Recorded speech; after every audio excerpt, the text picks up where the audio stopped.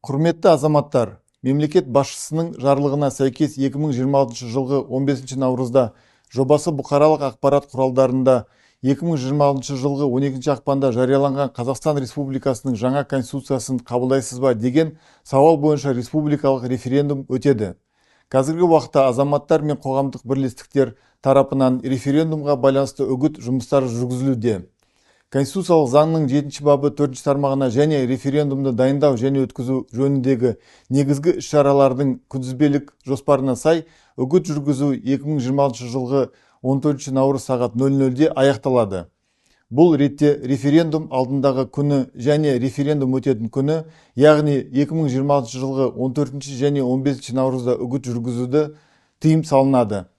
Сонымен қатар бұқаралық ақпарат құралдарында, онлайн платформаларда қоғамдық пікірге сауал салу нәтижелерін, референдум нәтижелеріне болжамдарды, референдумға байланысты өзге де зерттеулерді жариялауға жол берілмейді.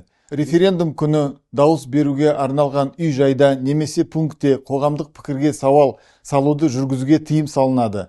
Аталған құқықтық талаптарды бұзу кінәлі тұлғалардың әкімшілік жауаптылыққа тартылуына әкеп соғады.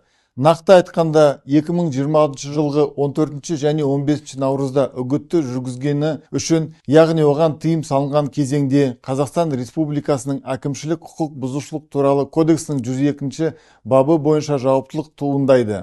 Қоғамдық пікірге сауал салудың нәтижелерін жарияланғаны немесе референдум күні дауыс беруге арналған үй-жайда немесе пунктте оны жүргізген үшін Қазақстан Республикасының әкімшілік құқық бұзушылық туралы кодексінің 120 бабының 2 бөлігі бойынша жауаптылық көзделген. Мазмұндалғанды ескере отырып, Қазақстан Республикасының бас прокуратурасы заңдылықты қамтамасыз ету және құқық бұзушылықтарды алдын алу мақсатында референдумға қатысатын барлық азаматтарды аталған заңнама талаптарын қатаң сақтауды және құқыққа қайшы әрекеттерге жол бермеуге шақырады.